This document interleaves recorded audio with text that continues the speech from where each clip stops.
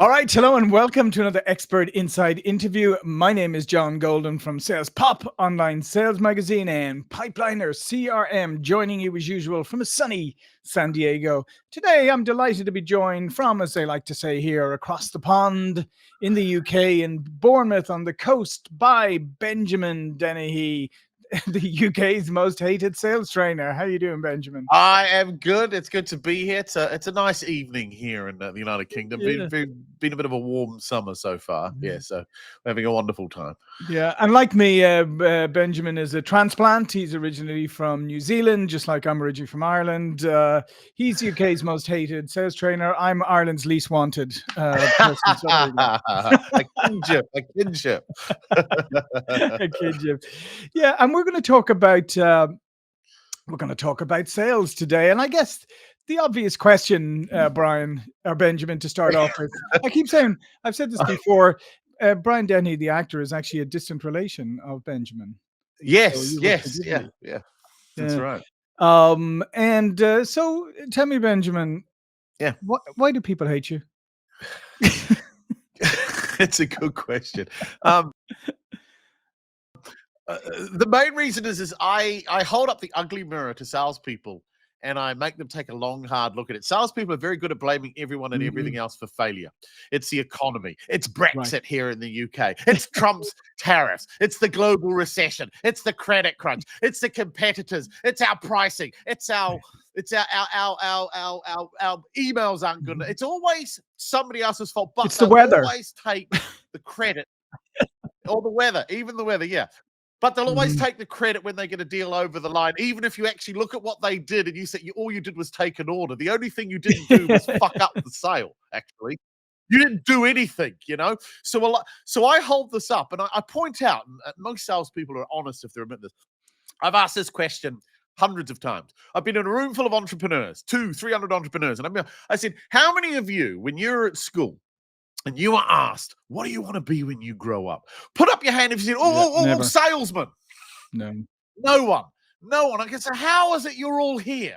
And the reason is 95% of people, there's the exception. I always know there's an exception, right? So, but 95 to 99% of people who are in sales are here by default, not design. They needed a job. Sales is where you go when you have nothing to offer the world. This is the bottom rung, right? You can't even get a job as a barista at a coffee shop because you've got to be retrained, right? So I always say you never see a job saying one former salesman. Because what skill set do you don't have one? So what happens is a lot of people fall into sales because they need a job.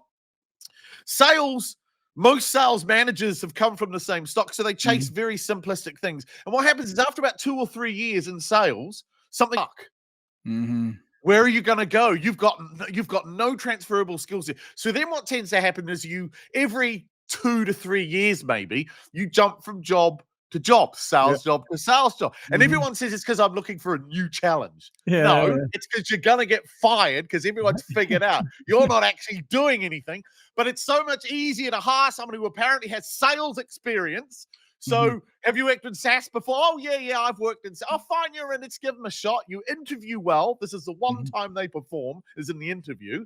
They get a job, and then 6, 12, 18 months later, they're looking for another new experience. And I point this out, and most, if they're honest, admit it's true. They don't know what they're doing. They don't know why they're there. They don't even know why they're successful at times. And it's would you hire anyone else who was unable to tell you these things? Yeah, and that's always an interesting one because, I mean, you're correct, Benjamin. If you look at it, and like a lot of people do, every college has marketing programs. So lots of people do marketing degrees. Then they come out and they realize for every one marketing job, there's 100 sales jobs, right? And if they don't get that one marketing job, well, they're next. So you have a lot of people who, as you said, defaulted into the industry. And instead of saying, okay, I'm in sales now and I need to go to somebody like you and get trained and actually make a go of this, they kind of resist it. Yeah. Well, this is it. It's like I said, because most people don't deep down want to be in sales, why would you spend a lot of time or money trying to get really good at something? It's like, I like golf, but I don't want to win the Ryder's Cup. But if I did, I would be up every day at 4 a.m. I'd be down at the course practicing how I stand, how I hold the club, so I'd be getting everything and I'd be doing that hours every day because I want to be the best. Most sales don't want, they just want to earn just enough to get by. Right. Yeah. And then they moan that they don't have enough money. Yeah. Well, what have you done? Well, I bought Grant Cardone's latest book. Have you done anything in it? Yeah, You know, they have these libraries behind them of all these sales books, right? And it's like, but you don't do anything in them. You like reading about sales, you like talking about sales, but you don't actually know what you're doing. And so this is why it's full of carpetbaggers and losers and tire kickers. And I point this out, and most realize I'm telling the truth. And that's why they hate it, because it's true. It's true. Yeah. So, and the problem is then they come off like that, right? So I mean, so when you're working with people, how do you, number one, like if somebody's saying, okay, I'm in sales and I want to actually do well at sales, I've decided, okay, I've either embraced it as a fantastic career, which it is, or I've resigned myself to the fact that this is the career I have. One or the other, it doesn't matter your motivation. But how then can you help them to embrace it, develop some belief in it, and actually start doing it professionally? It's like deconstructing an alcoholic in many senses.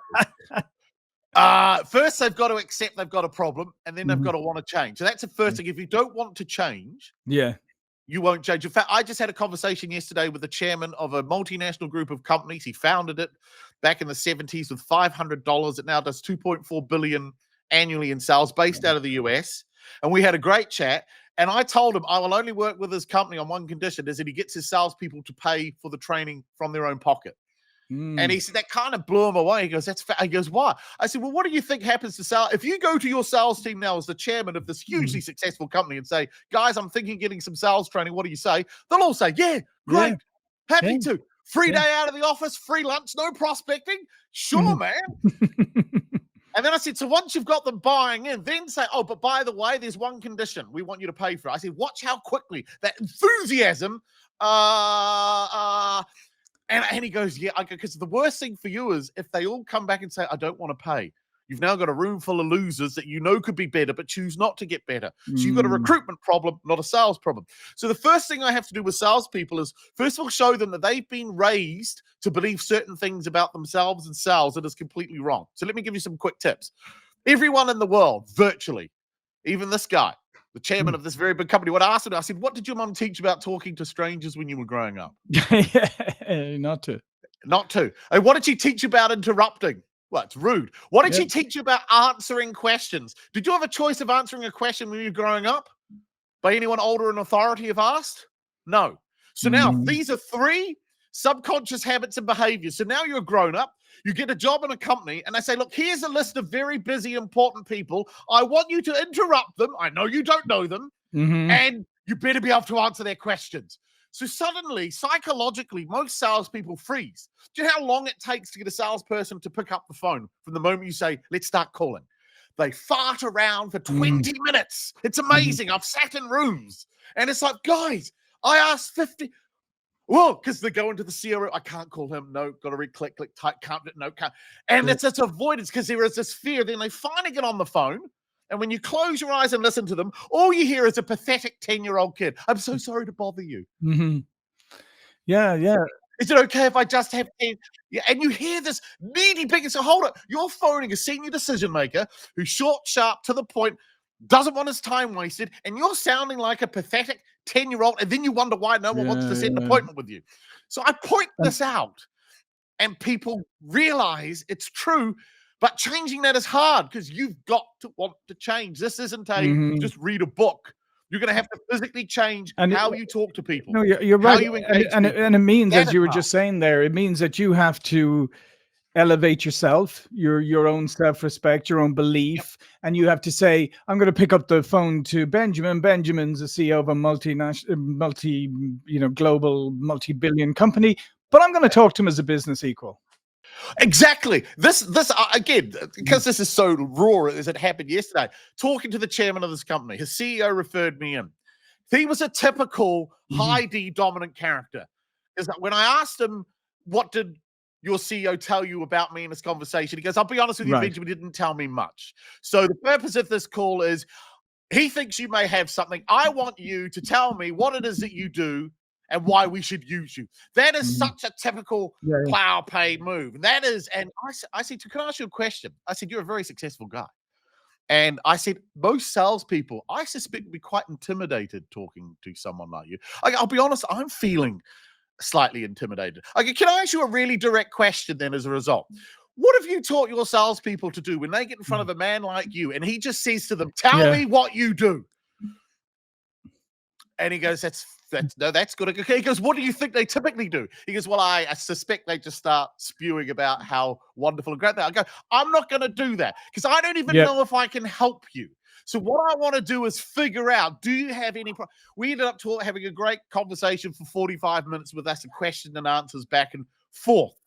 So this is it. It's teaching them that your prospect is never more than your better, that they are your equal. I don't care if he runs a 2.4 billion. He's the one with the problem, not me.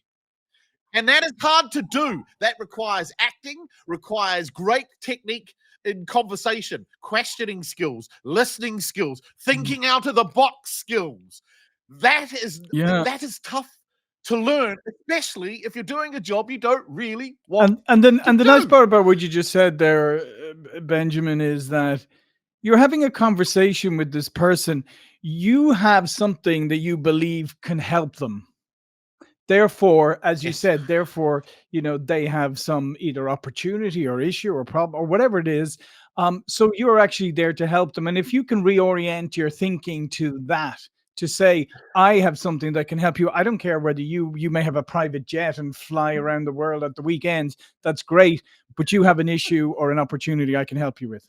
You know a lot more about a lot more other things better than me, but there is one thing I know more about than you, and it is this particular issue, because this is my whole life. This is what I live and breathe and sell. So I can be an expert and your equal for this one. Everything else, you're probably way better at. I'm not interested. This is the moment where I get to demonstrate to you that I understand you and your problem better than you do, and that's why you're going to give us a lot of money to fix it. And the only thing a prospect has is choice of where they spend their money. But ultimately, prospects, if they're sane, want to get the right solution, the correct solution. And this is a thing I point out to all salespeople. People will always pay more for something that is better and achieves a greater outcome. And the ones that don't are pathologically cheap, and you do not want them. That's a good point. And tell me about... So you had that conversation today. You had a great question and answer and all of that. Yeah. Why is it that people, a lot of people in sales still struggle with asking good questions and listening and diving deeper and validating? How come a lot of them still kind of fall back on, well, I have my three questions I'm going to ask, and if that there's a whole psychology behind this. So I won't bore you too much with it. No, but there's all these different models. But one teaches that inside every human being, you have a parent and a child. There's more to it, but you've got a parent and a child. The parent is the one that asks questions, and the child is the one that answers. It's a power dynamic. And what normally happens is the person asking the question is typically coming from their parent. The person answering is typically coming from their child. So whoever's asking the questions controls the conversation.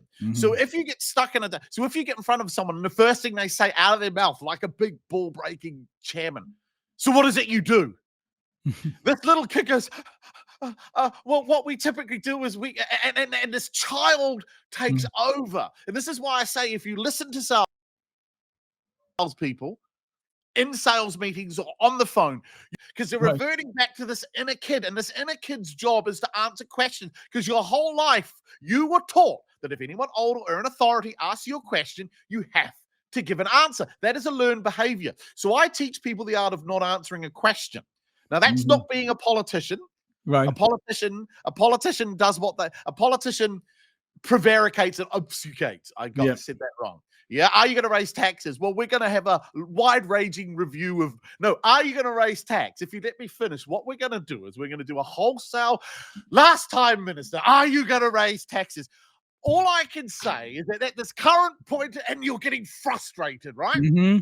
That's not what I'm teaching. What I teach is, and this is a simple fact. Let's give you a simple example. You're in a sales meeting and someone says to you, where are you guys based? Very simple question. Without guessing or assuming or appealing to previous experience, do you know for a reason in that moment why that person has asked that specific question without guessing or assuming or applying to previous experience? Do you know? I'm asking you, would you know? Would you know? No. No. So this is it. So I said, so why are you answering a question if you don't know why it was asked? Because you're going to give an answer you think they want to hear. And you could be wrong. And in fact, you are more wrong than you are right. Because there's another rule. 99% of the time, the first question a person ever asks you is never the real question. It's a smokescreen.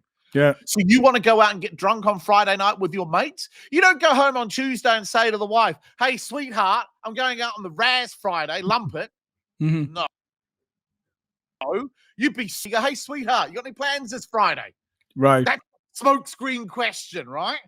So prospects do it. So say somebody says to you, where are you based? And you go, London. The guy goes, I fucking hate London. Yeah, exactly. Yeah. Well, where do you go from there? I know I'm being facetious. I'm using a very simplistic. No. But you can use it with anything. So will your product work on Windows? And you know it will work on Windows. And you say yes. And then they go, yeah. That's going to be a problem. You see, everything else we've tried hasn't.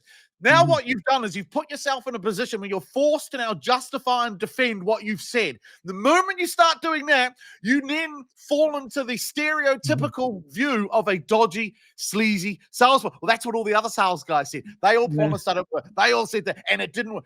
So what I teach them to do is clarify every question. So, Benjamin, will it work on Windows? I scratch my head because it's acting. Yeah. That's a good question. Give them a stroke. That's a good question. You know what? Nobody asks me that. It's very specific. Ask me that.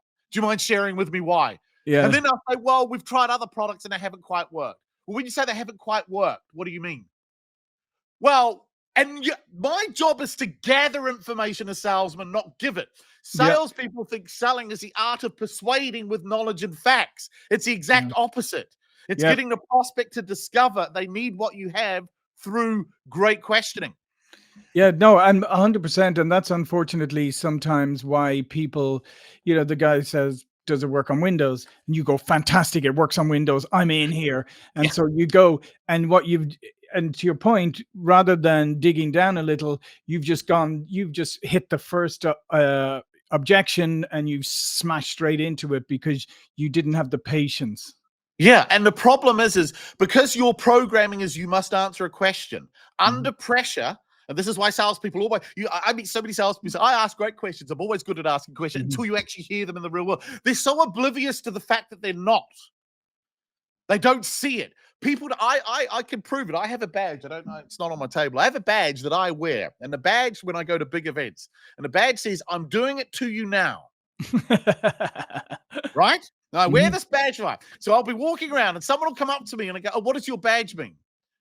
I go, what badge? First question. I go, what badge? They go, the one. I go, oh, I forgot I had that on.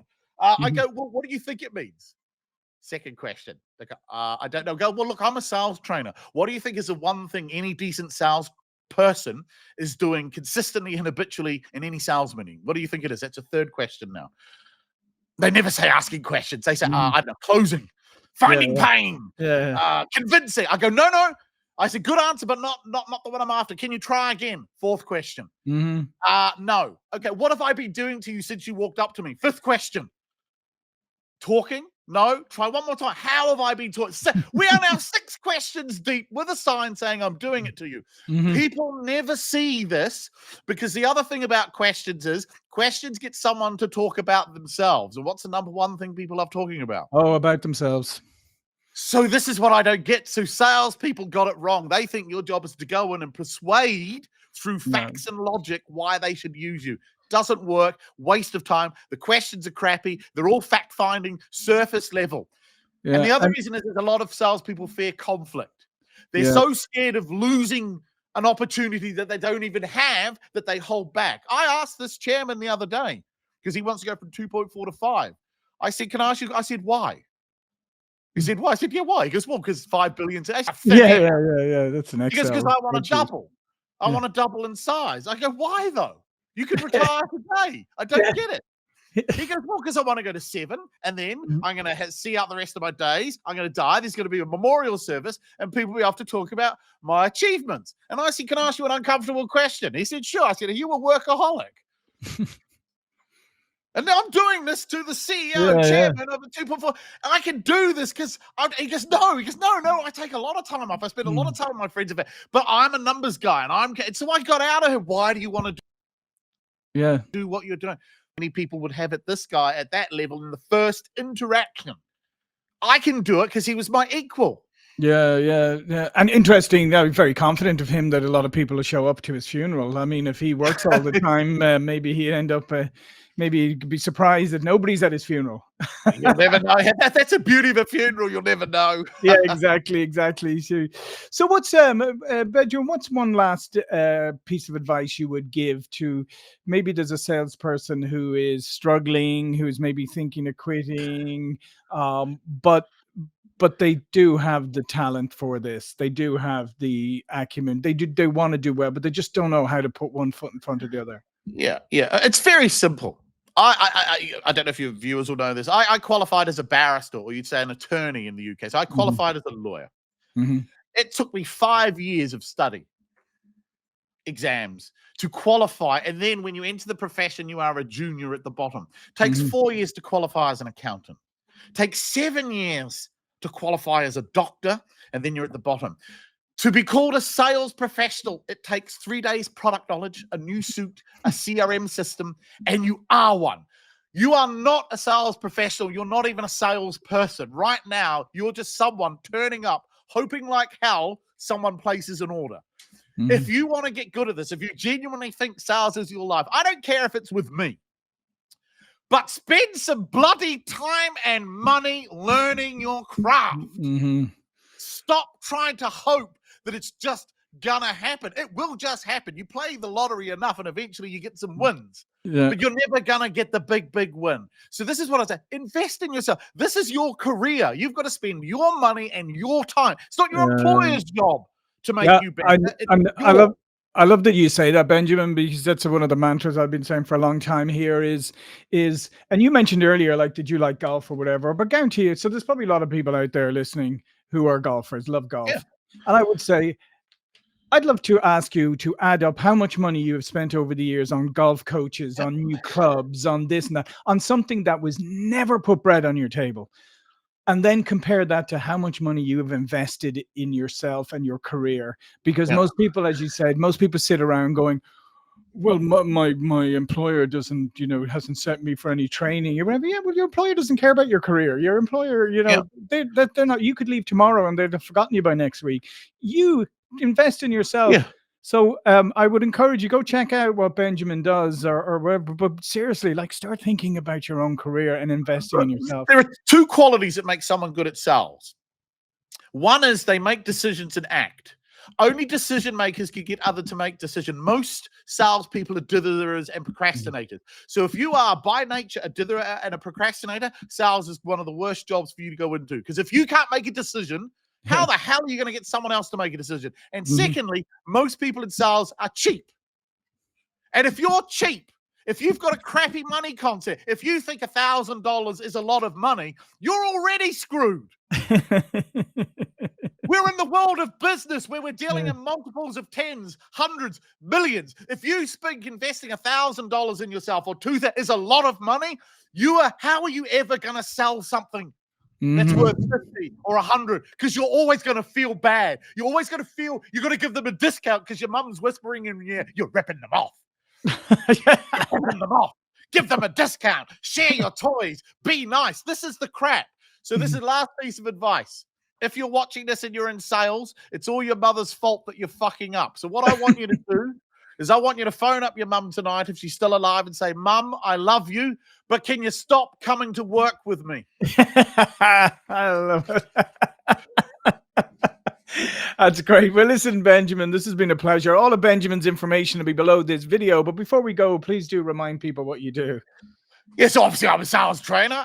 What I teach works. I've got thousands of people who testify to that, but it's bloody hard to get good at. I'm not going to lie. I'm not going to sugarcoat it. This isn't This isn't for the faint-hearted. If you're looking for a quick, simple trickle technique, you're wrong. It doesn't, this is a lot of hard work. So I've got a deal for your listeners. I'll send you a link. I'm giving away for free because I need to hook people in here. So I've got 2 courses that you can get for free, normally $197 each. One is 10 Reasons Why Your Prospecting Fails, and the other is Bulldozing Your Way Through Objections. If you DM me on Instagram or LinkedIn, just Instagram my name or UK's most hated, so you'll find me. It's not going to be hard. And if you send me the message POP, let's use POP, P-O-P. If you send the message POP to me, I will send you a link.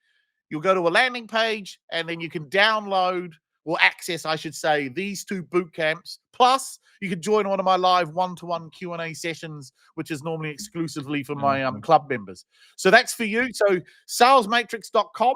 That's my website, but do send me the POP. Excellent. Send me the POP. LinkedIn. Fantastic. Well, listen, thanks again, Benjamin. Thank you for watching and listening. I'll see you all again really soon. Thank you.